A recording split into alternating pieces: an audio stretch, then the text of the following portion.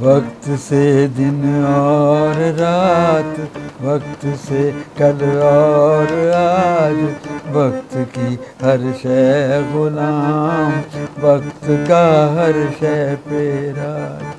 वक्त से दिन और रात, वक्त से कल और आज, वक्त की हर शय गुलाम, वक्त का हर शय पे राज। बड़ा सा शेर था इसमें।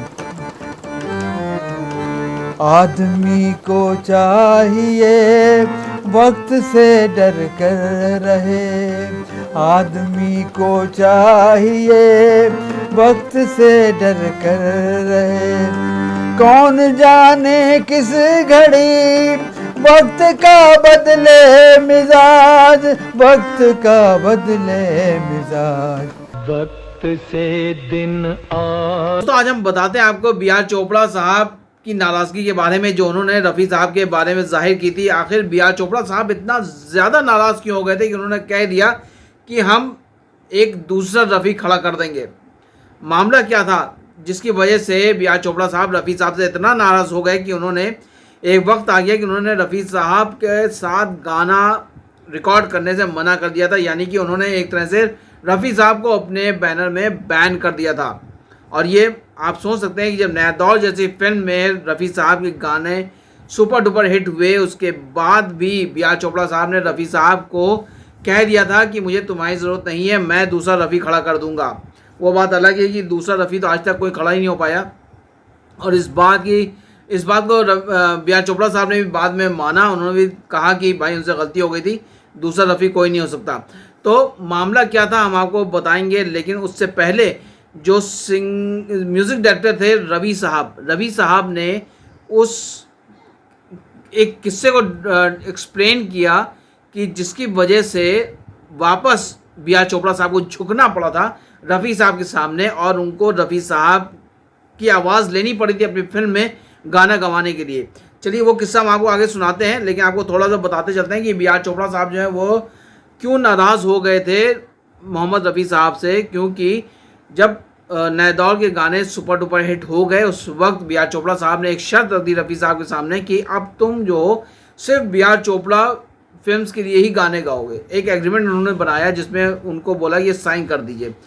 जाहिर सी बात रफ़ी साहब को ये एग्रीमेंट पसंद नहीं आया होगा। उन्होंने साफ मना कर दिया। उन्होंने कहा कि मेरी आवाज़ जो है अपने मतलब जो जिस अंदाज में जिस लहजे में बात करते हैं, किसी का दिल ना दुखे, उस अंदाज में उन्होंने कहा कि मेरी आवाज़ जो है वो लोगों की आवाज़ है, आवाम की आवाज़ है, इसलिए मैं एक जगह पे बंद कर नहीं रह सकता, एक जगह पे बंद कर गाने नहीं गा सकता, इसलिए मुझे ये कॉन्ट्रैक्ट कबूल नहीं है। इस बात को लेकर बी आर चोपड़ा साहब इतना नाराज़ हो गए, इतना ज़्यादा नाराज़ हो गए कि उन्होंने कह दिया कि हमें तुम्हारी ज़रूरत ही नहीं है, मैं दूसरा रफ़ी खड़ा करूँगा।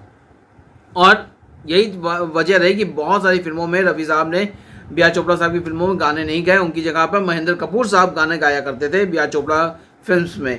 लेकिन over the period of time B R Chopra साहब को ये अंदाज़ा हो गया कि दूसरा रफ़ी मिल नहीं सकता, दूसरा रफ़ी हो नहीं सकता। उन्होंने इस बात को कबूला और कहा कि हाँ वाकई में दूसरा रफ़ी नहीं हो सकता। और यही वजह थी कि जब फिल्म वक्त आई तो उस वक्त रफ़ी साहब को बी आर चोपड़ा साहब ने गाना गवाया, क्योंकि उसमें म्यूज़िक डायरेक्टर थे रवि, और उसमें एक गाना ऐसा था जिसको रवि साहब जो थे म्यूज़िक डायरेक्टर वो अड़ गए कि ये गाना अगर कोई गा सकता है तो सिवाय मोहम्मद रफ़ी के कोई और दूसरा गा ही नहीं सकता, इसलिए आपको ये गाना मोहम्मद रफ़ी से ही गवाना पड़ेगा। और आखिर तक हार कर बी आर चोपड़ा साहब को अपनी बात से पीछे हटना पड़ा और उन्होंने मोहम्मद रफ़ी साहब को वक्त फिल्म में वो गाने के लिए ऑफ़र किया।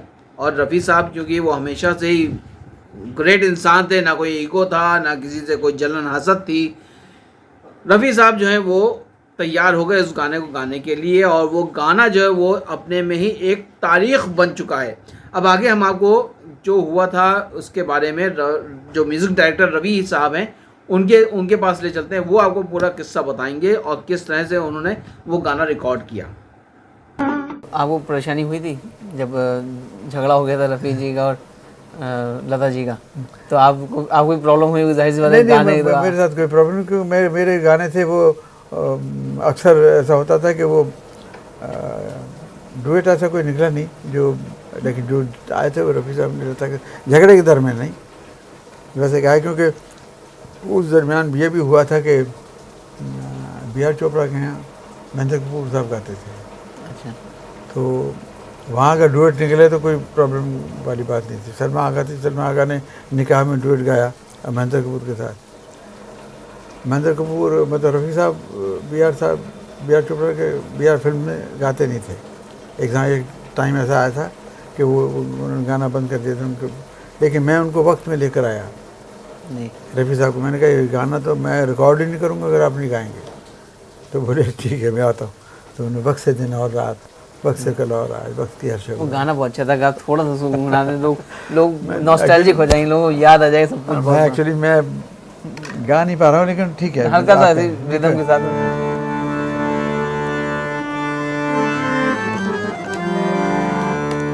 वक्त से दिन और रात, वक्त से कल और आज, वक्त की हर शय गुलाम, वक्त का हर शय पेरा। वक्त से दिन और रात, वक्त से कल और आज, वक्त की हर शय गुलाम, वक्त का हर शय पेरा। बड़ा सा शेर था इसमें। आदमी को चाहिए वक्त से डर कर